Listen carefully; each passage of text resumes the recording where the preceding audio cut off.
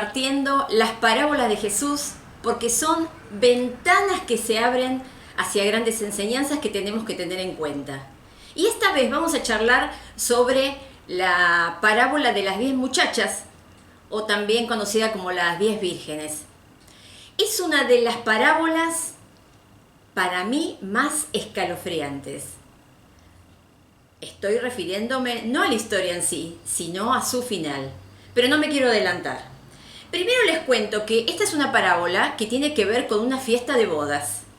Y en Oriente, la fiesta de bodas, los matrimonios, eran totalmente diferentes a cómo los concebimos acá en Occidente. De manera que, si queremos entender bien esta parábola, lo primero que tendríamos que hacer es conocer cómo era la costumbre de la época con respecto a los matrimonios. Así que empezamos por ahí, ¿les parece? Empezamos contando que un matrimonio judío de la época de Jesús pasaba por varios estadios antes de casarse. El primero podría llamarse el noviazgo o la negociación, que era cuando se juntaban los padres del novio y los padres de la novia para concretar el futuro casamiento de sus hijos. Era una negociación en la cual los novios casi no tenían ninguna participación. Ahí lo que se hacía es también hacer una evaluación de la dote, es decir, de los bienes que tenía que entregar el novio hacia la familia de la novia. Después que eso ya estaba concretado y se podría decir que empezó el noviazgo, pasábamos a un segundo estadio que sería el del compromiso o el desposorio. Podemos decir que era un periodo de tiempo que podía durar varios meses o hasta un año. Y era tan fuerte el vínculo que se creaba que, a pesar de que el matrimonio todavía no había sido consumado, sin embargo, si ese compromiso se rompía, se tendría que hacer a través de una carta de divorcio. Ahora, ese compromiso daba tiempo al novio para establecer su oficio y, digamos, prepararse para luego estar en condiciones de mantener, unos meses después, a su futura esposa. Y cuando termina este periodo de compromiso, empieza el tercer periodo, que sería el de la boda, es decir, el matrimonio propiamente dicho. Esta boda comenzaba con un ritual muy interesante y que consistía en lo siguiente. Ya sabiendo que el noviazgo y el compromiso habían pasado, se sabía que la boda iba a ser inminente. Entonces, generalmente, alguno de los amigos íntimos del novio anunciaba cuándo iba a ser la boda. Entonces se preparaba la novia con sus amigas, generalmente todas chicas solteras, más o menos de la edad de ella, y se preparaban porque el novio venía a buscar a la novia a su casa para llevársela a la casa del novio en donde iba a ser la fiesta. Una fiesta que podía durar hasta 7 días. La cuestión es que entonces el novio iba a aparecer, no decían la hora, de forma tal que la novia con sus amigas tenía que estar, digamos, expectante hasta la llegada del novio. En general, eso ocurría a la medianoche. Por eso se usaba que tanto la novia como las amigas tuviesen lámparas de alfarería, que en general eran chatas, estaban llenas de aceite, donde una mecha flotaba y era la que se prendía y que iluminaba. Y también, por supuesto, tenían que llevar otro cántaro aparte, que era el aceite, para ir cargando esa lámpara continuamente.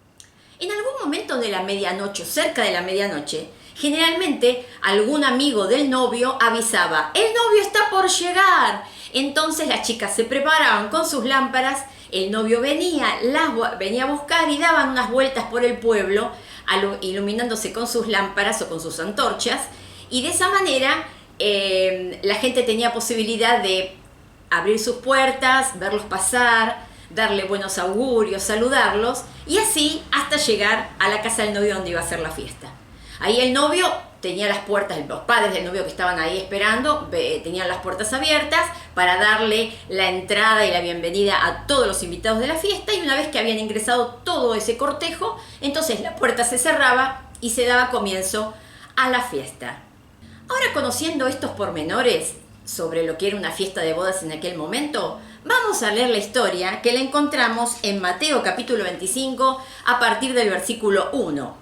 Y dice así: Sucederá entonces con el reino de los cielos como sucedió en una boda, 10 muchachas tomaron sus lámparas de aceite y salieron a recibir al novio. 5 de ellas eran despreocupadas y 5 previsoras. Las despreocupadas llevaron sus lámparas, pero no llevaron aceite para llenarlas de nuevo.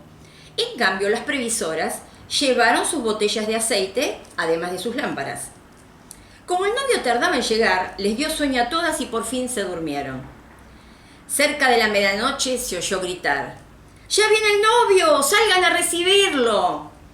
Todas las muchachas se levantaron y comenzaron a preparar sus lámparas. Entonces las 5 despreocupadas dijeron a las 5 previsoras: «Dennos un poco de aceite porque nuestras lámparas se están apagando».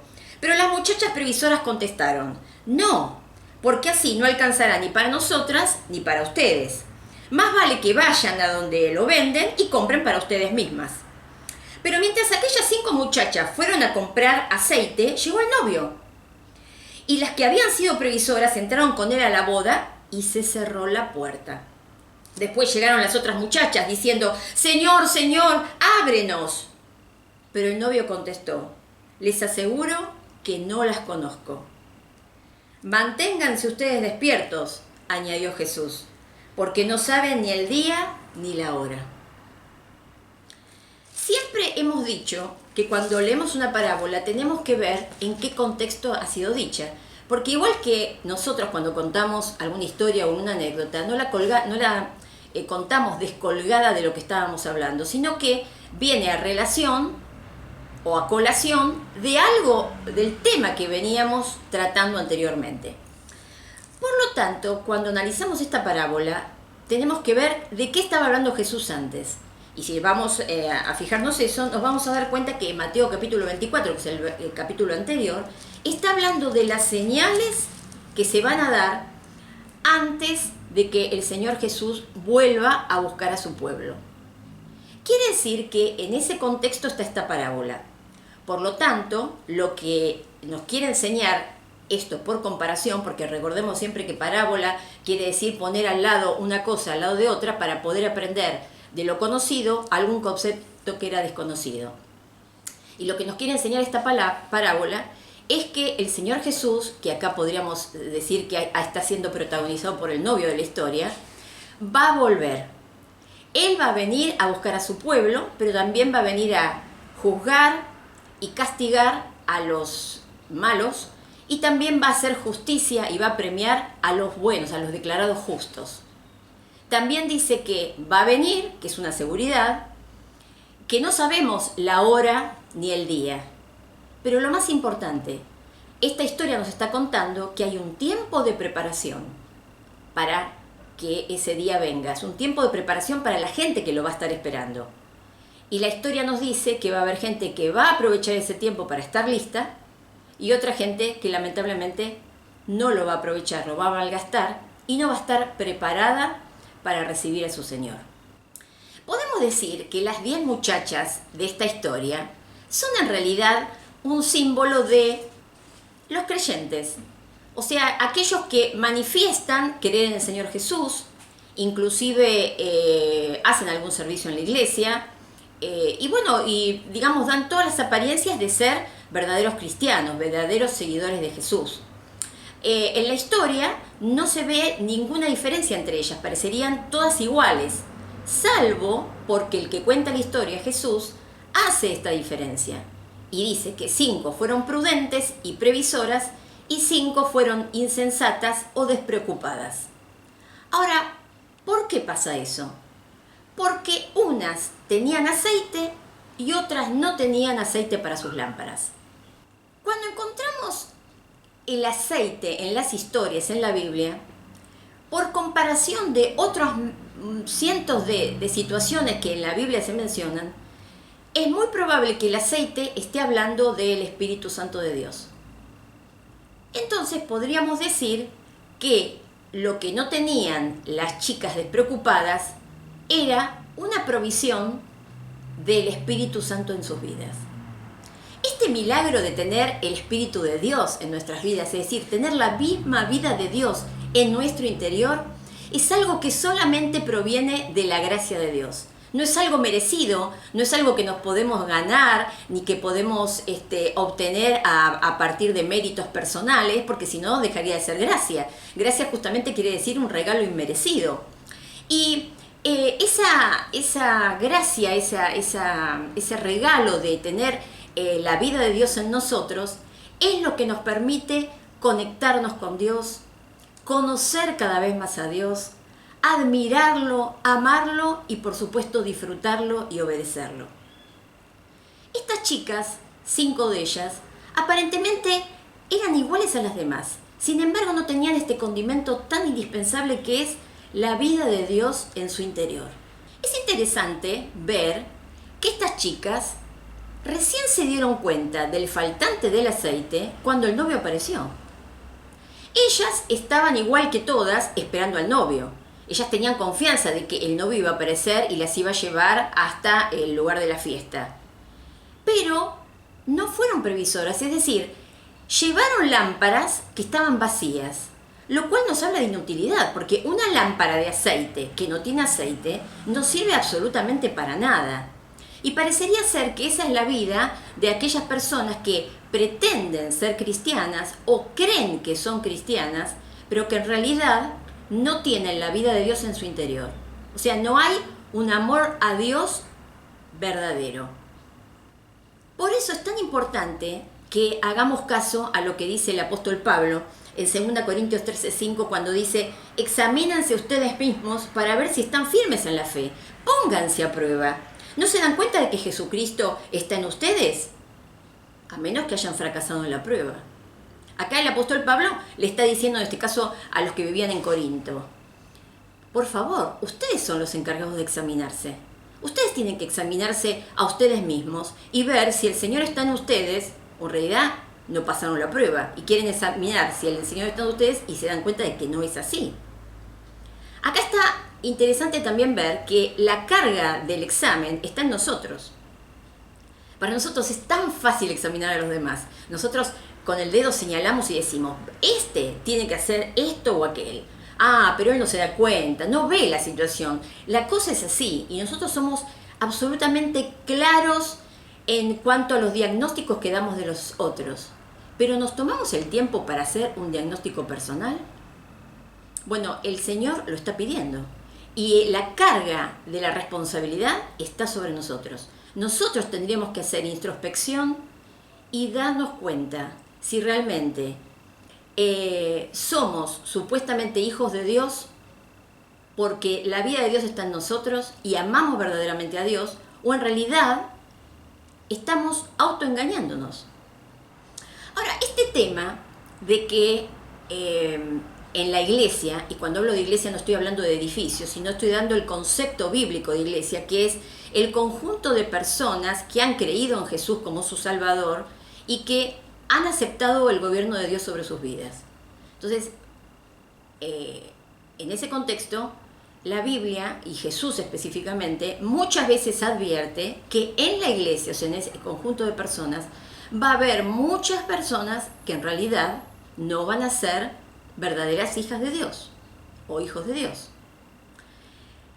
En uno de los pasajes más también escalofriantes, lo podemos encontrar en Mateo 7:21, donde el propio Jesús dice lo siguiente: no todos los que me dicen Señor, Señor, entrarán en el reino de los cielos, sino solamente los que hacen la voluntad de mi Padre Celestial.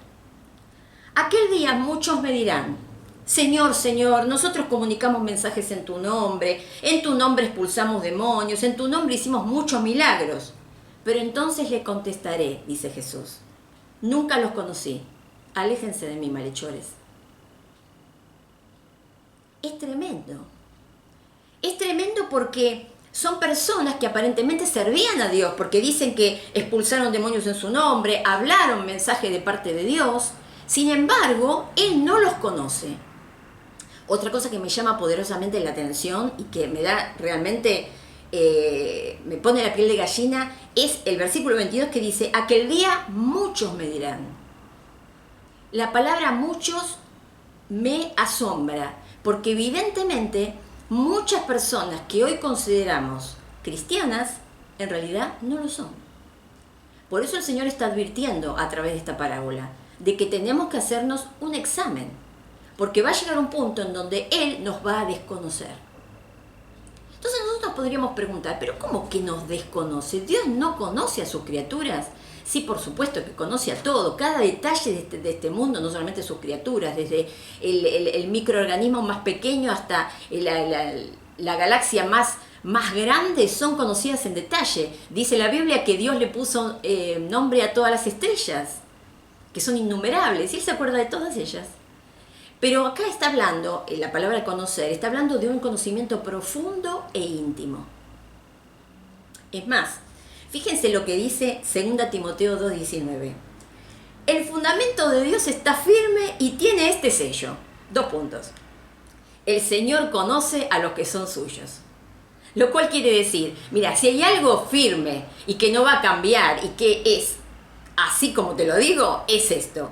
El Señor conoce a los que son suyos. Él no va a desconocer a nadie que sea suyo. Pero 1 Corintios 8:3 agrega otra cosa interesante, que dice, pero si alguien ama a Dios, Dios lo conoce a Él.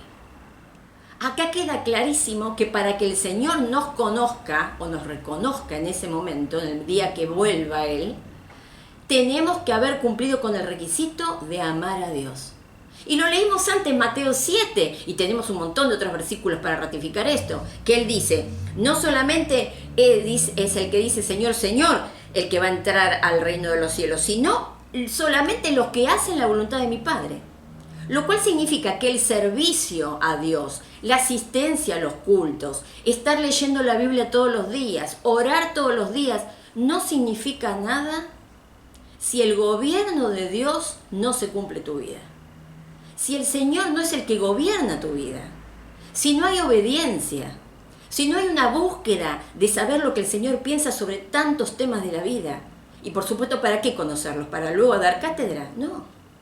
Conocerlos para luego obedecerlos, para formar el carácter de Cristo en nosotros. ¿Se acuerdan que la vez pasada dijimos que carácter significaba cuño, es decir, como un sello que deja una impronta, una huella en otro elemento?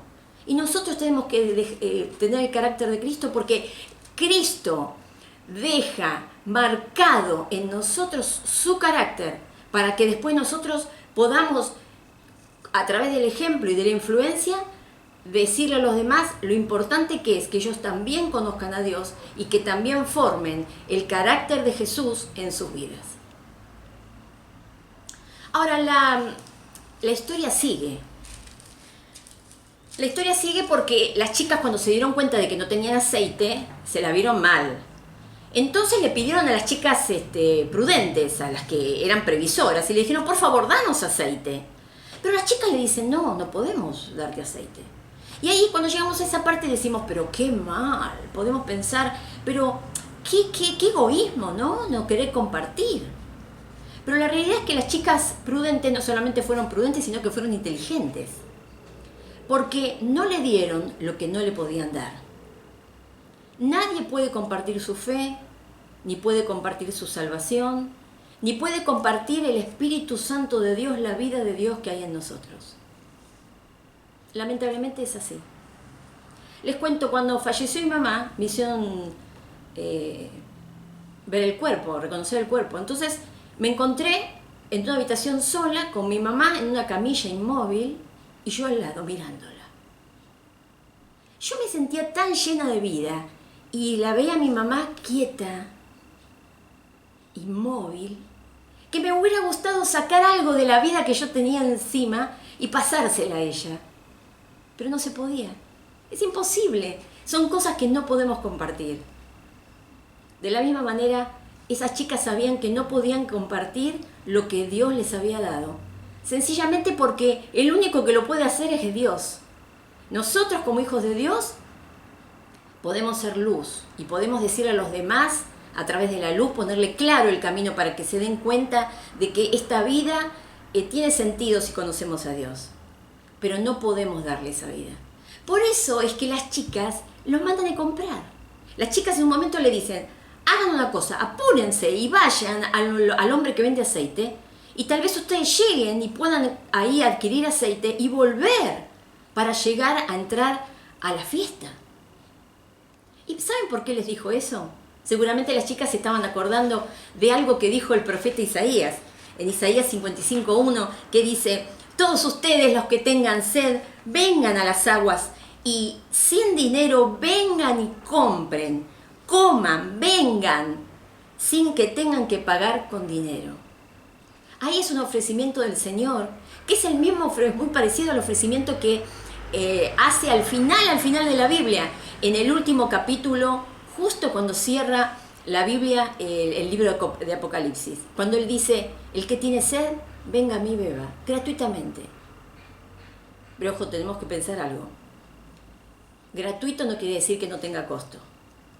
Es gratuito para aquel que se acerca a Jesús a pedir que Él satisfaga como el agua nuestra sed, que satisfaga nuestras necesidades más profundas y sobre todo que satisfaga la necesidad que tenemos de un Salvador, que nos aleje de la ira de Dios, una ira absolutamente justificada porque nos hemos descarriado, porque hemos vivido a nuestra manera, porque no hemos tenido a Dios en cuenta para nada, porque hemos sido unos ingratos, porque hemos cometido todo tipo de aberraciones, desde desobediencias hasta mentiras, hasta traiciones, y así podemos seguir.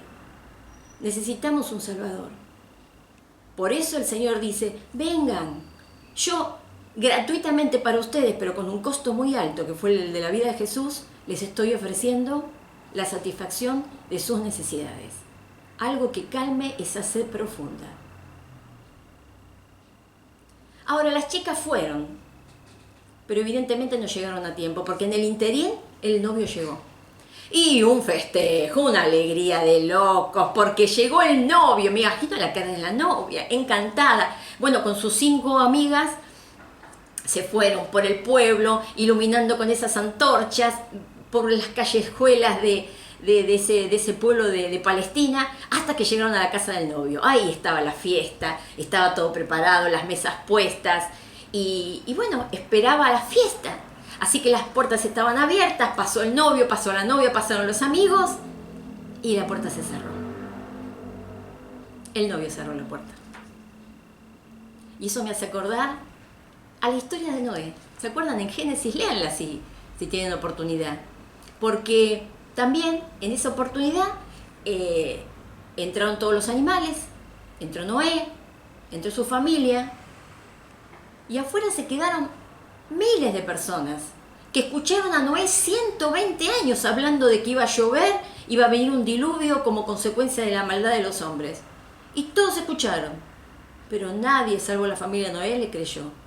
¿Y qué pasó? Dios cerró la puerta. No fue Noé, fue Dios. Y lamentablemente cuando empezó a llover, muchos habrán querido entrar, como en esta historia, pero la puerta ya estaba cerrada. Y así es como termina la historia. Las chicas llegan apuradas, seguramente agitadas por el viaje, llegan a la puerta y tocan la puerta y le dicen: Señor, Señor, ábrenos. Pero Él les contesta rotundamente: no las conozco. Terrible. Por eso les conté al principio que para mí es escalofriante. Porque evidentemente si el Señor contó esta historia es porque va a haber muchos a los cuales le va a pasar esto. Es decir, no van a aprovechar este momento de preparación para adecuar su vida a lo que está esperando el Señor. Ahora, la moraleja, el mismo Señor la dice. En el versículo 13 dice: manténganse ustedes despiertos, porque no saben ni el día ni la hora. Sabemos que el Señor va a volver. No sabemos justo ni el día ni la hora, pero va a venir. Va a venir a hacer justicia, va a poner las cosas en orden, va a volver a poner las cosas como originalmente fueron. Va a ser para aquellos que lo esperamos un tiempo de gran gozo, una felicidad como nunca. Algo inimaginable nos espera, porque fue hecho por la gracia de Dios específicamente para nosotros, por su gran amor que ya demostró en la cruz. Pero otros, lamentablemente, no fueron aprovechando este tiempo. Y cuando llegue ese momento, la oportunidad se terminó. y se van a quedar afuera. Por eso, esta historia tiene una gran enseñanza, una gran verdad. El día se está acercando, el día que el Señor va a volver. El tema es, ¿nos examinamos para ver si realmente somos conocidos por Dios? Si realmente hemos reconocido nuestras faltas ante Dios, hemos reconocido que necesitamos un Salvador y que Él se está ofreciendo como Salvador, pero quiere a cambio que le digamos específicamente, Señor, perdónanos, Señor, goberná mi vida. Quiero que mi vida no sea nada más que, sí, yo creo en Jesús, sino que mi vida sea una muestra de que el amor que te llevó a la cruz es el amor que me dirige en todas las áreas, en todos los aspectos de mi vida. Entonces así vamos a dar verdadera prueba de que somos hijos de Dios. Y por supuesto vamos a esperar ese día con gozo. Así que te dejo esta historia, volvéla a leer, ten un encuentro con Dios para charlar sobre este tema y asegúrate que la vida de Dios, su espíritu, está dentro tuyo. Hasta la próxima.